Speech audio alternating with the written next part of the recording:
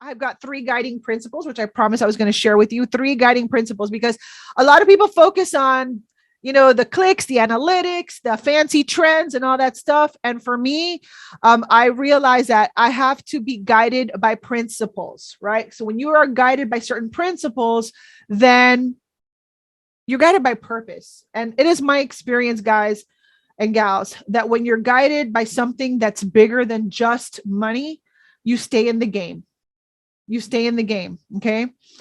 So as you guys know, I am a woman of faith. The guiding principles that guide my business are rooted in biblical principles. One of my first guiding principles, which is first seek to serve, and everything else will be added to you. So rather than focusing on just being a go-getter, focus on being a good giver. Even through the smallest interactions that you have with people, you can make a huge impact. And if you can build people, people will help you build your business. That's why for me, it's super important to connect.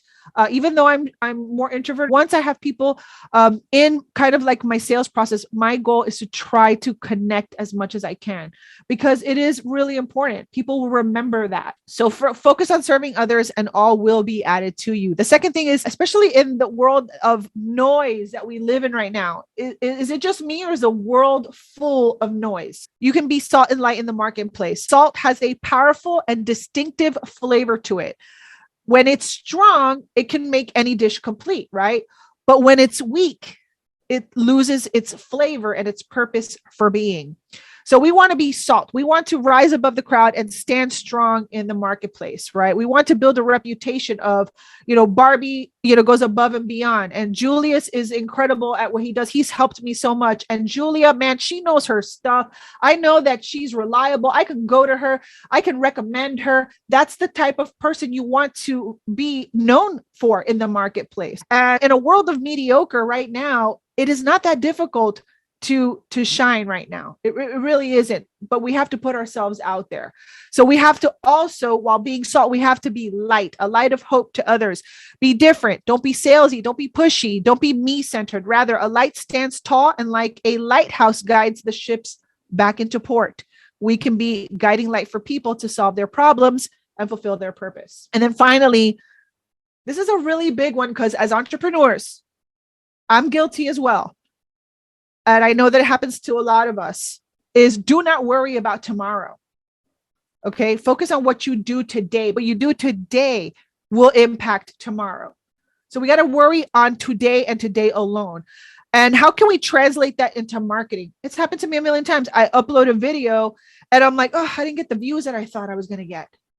But you know what? I planted the seed. I did it. And looking back, that video might get 1,000 views later on. So focus on what you're doing today.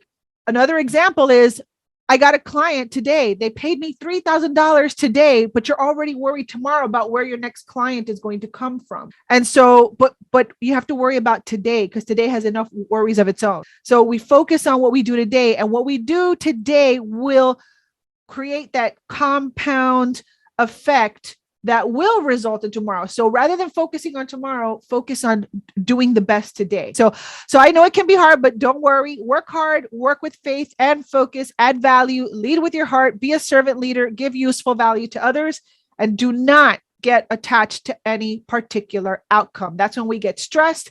That's when we start to doubt ourselves and second guess ourselves, because we're worried about things that even haven't happened yet.